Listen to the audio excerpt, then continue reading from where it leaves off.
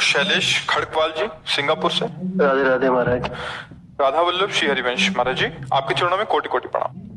महाराज जी, मन में एक जिज्ञासा रहती है कि जब भगवान कर्मों के हिसाब से सभी मनुष्यों की गति देते हैं और मृत्यु लोक के बाद परिजनों के पीछे छूटे परिवारजनों से कोई संबंध नहीं रह जाता, तो फिर हमको पितृदोष या पितृ आत्माओं द्वारा उत्पन्न होने वाली बाधाओं के बारे में क्यों सजग कराया जाता है? महाराज जी, इस शंका का ये जीवित की बात कर रहे हो ना जी, जीवित की बात कर रहे हो।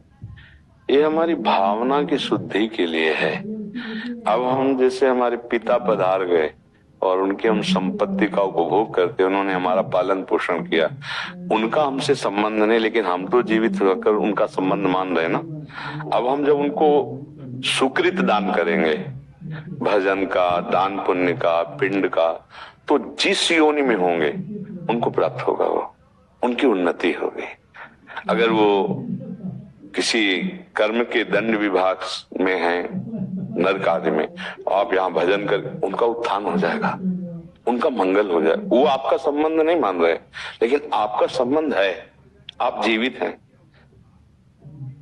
आपका स्थूल शरीर जब पड़ा होता है सैया में और आप स्वप्न देख रहे होते हैं, तो आपका स्थूल जगत और स्थूल शरीर से कोई मतलब नहीं होता, लेकिन मतलब है जगने वाले को स्थूल से मतलब होगा ना। ऐसे ही जब शरीर छूटता है तो इस स्थूल जगत का उसका संबंध विस्मृत हो जाता है, लेकिन आपका जागृत है तो आप उसका कल्याण कर सकते हैं, क्योंकि वो आपका पिता रहा है। उसको पता नहीं है, उस समय उसको ज्ञान नहीं है, लेकिन आपको पता है, तो आप उसका मंगल कर सकते हैं भजन के द्वारा, तीर्थ याटन के द्वारा, पिंडदान के द्वारा। अगर आप नहीं करते हैं तो आपका कर्तव्यहीनता होगी, क्योंकि आपका कर्तव्य बनता है। उन्होंने आपके लिए जो भी किया, अब चले गए, उनका कर्तव्य खत्म हो गया आपके प्रति। अब आपका कर्तव्य उनके प्रति है, क्योंकि आपका पिता का संबंध था। अब उनका मंगल होना चाहिए। तो हम अगर पिता की संपत्ति नहीं तो हम संपत्ति कमाएं, उनके लिए दान करें, वो दान उनको समर्पित करें, तो वो जहां भी होंगे उन्नति प्राप्त हो जाएगी, उनको उत्थान हो जाएगा, उनका स्थिति से उत्थान हो जाएगा, मंगल होने। मानो किसी मनुष्य शरीर में गए, अब उनको जो दंड मिलने हैं, उनको जो प्रारब्ध रचना हुई और आपने भजन बल दे दिया, तो सब रुक जाएगा, उनका जीवन मंगल में हो जाएगा। इसलिए प्रथा बनाई गई कि उनका अधूरा कार्य आप पूरा कर सकते हैं, उनको भगवत प्राप्ति करा सकते हैं। आप जब भजन करके भगवत प्राप्त होंगे, संकल्प करेंगे, तो बोले 21 पीढ़ियां तर जाती हैं, 14 आगे की और 7 पीढ़ी की, तो वो तो पिता, उनको तो परम पद मिल ही जाएगा। उनको स्मृति नहीं है, आपको स्मृति है। अगर समझा जाए कि स्मृति क्यों नहीं रहती, तो जैसे आप स्वप्न में होते हैं तो आपको जागृत शरीर की स्मृति नहीं रहती कि वस्तुतः मेरे शरीर को सुंदर सैया पर सुलाया गया है, मैं एक स्वप्न देख रहा हूं, ऐसा बोध नहीं होता। स्वप्न सत्य होता है और ये स्थूल शरीर का विस्मरण होता है, समझ रहे ना। ऐसे ही वो जिस लोक में गए हैं तो आपका विस्मरण हो चुका है, आपका कोई संबंध उनकी स्मृति में नहीं है। वो जहां है, जैसे अभी आप आए हैं तो आप कहीं से आए हैं ना, पूर्व में कहीं ना कुछ थे, आपको कोई स्मरण नहीं है। लेकिन यदि पूर्व में आपका कोई संबंधी ऐसा है जो भजन तप आपको, तो आपका ज्ञान विज्ञान प्रकाशित होने लगेगा। अचानक आपकी स्थिति बदलने लगेगी, शरीर की, स्वभाव की और वैभव की, क्योंकि आपका संबंधी कोई संकल्प कर रहा है।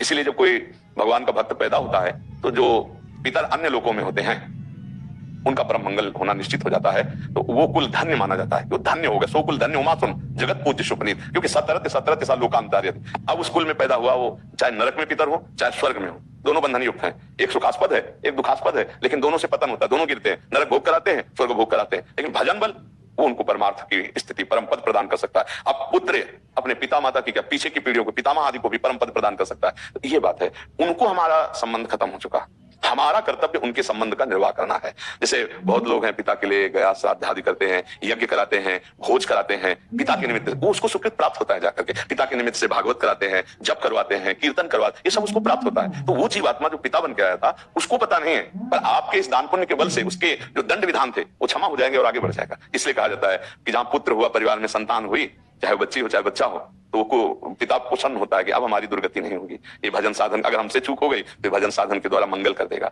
लेकिन यदि ऐसा ना हुआ तो फिर पुत्र का होना ना होना बराबर है। इसलिए माना जाता है ना, संतान हो गई, हमारी आत्मा है, ये हमारे लिए कुछ करेगा, अगर हम चले भी गए तो हमारा कल्याण ये करेगा, क्योंकि हमारा वंशज है, उसके संबंध से उसको प्राप्त हो जाता है। तो महाराज जी 2 और प्रश्न आते हैं दिमाग में जी। इसमें महाराज जी, एक तो इसमें फिर पुत्र हो या पुत्री हो, इसमें कोई भेद नहीं होना चाहिए? नहीं होना चाहिए, नहीं है, इसमें भी नहीं है, क्योंकि जैसे पुत्र स्वयं कर रहा है तो वो पुत्री पति के साथ कर रही है, तीर्थयाटन जो भी कर रही है वो उसके अंश है, उससे उसका कल्याण होगा।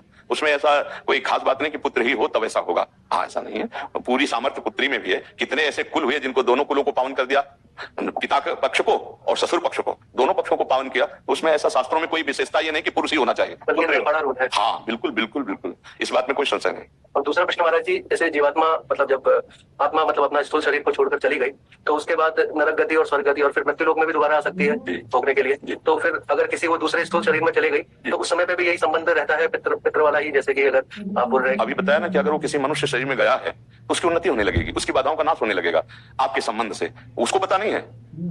जैसे हम किसी के नाम पैसा ट्रांसफर करें और अपना परिचय हम ना दें और वहां तक पैसा पहुंच जाए तो धनी तो हो ही जाएगा ना, तो उसको पता नहीं, लेकिन आपको तो पता है ना कि मेरा जनक मेरा पिता है, अब जहां भी होगा उसको सुख पहुंचेगा, वो किसी भी योनि में हो। अगर मनुष्य योनि में है तब तो कहना क्या है, पर पता नहीं किस योनि में हो, पर उसकी उन्नति हो जाएगी, उसका परमार्थ पुष्ट होने लगेगा। जैसे कुत्ता है, एक कुत्ता है गलियों में मारा घूमता है, एक है गाड़ी में सुखपूर्वक घूमता है, और एक है भक्तों के पास भी रहता है, भक्त परिवार है, नाम कीर्तन कर रहे हैं, मतलब एक है धाम में वास करता है। कितने तो अब इसके सौभाग्य का जनसाधारण कुत्ता थोड़ी करेगा, जो धाम में राधा नाम कीर्तन हो रहा है, देहरी पे बैठा हुआ है, संत जन प्रसाद पाए, उसको दिए श्री जी का प्रसाद ही तो मिल रहा है। तो अब ये कुत्ता और वो एक जनरल कुत्ता, बड़ा अंतर हो गया ना। एक कुत्ता जो गली में भोजन नहीं मिलता, एक जो गाड़ी में खिड़की को खुला करके गोद में लेकर, अंतर हो गया। किसी भी योनि में हो जीव, आपका उसका तप है, वो एक अरबपति आदमी है, अपनी गोद में बैठा ले हुए है, उसका वो खिड़की खुला है, हवा आ रही है, ऐसी गाड़ी में बैठकर कुत्ता चल रहा है, नहीं चल रहा। देखो ना, जीव है, अलग अलग उसकी स्थिति है। अगर वो पुण्यात्मा रहा तो देखो ये आया, बना किसी कर्म से स्वान, लेकिन ऐसा स्वान बना तो बाबूजी की तरह जाके गद्दे में सोता है, सर्दी में उसको कपड़ा पहना जाते। और एक कुत्ता है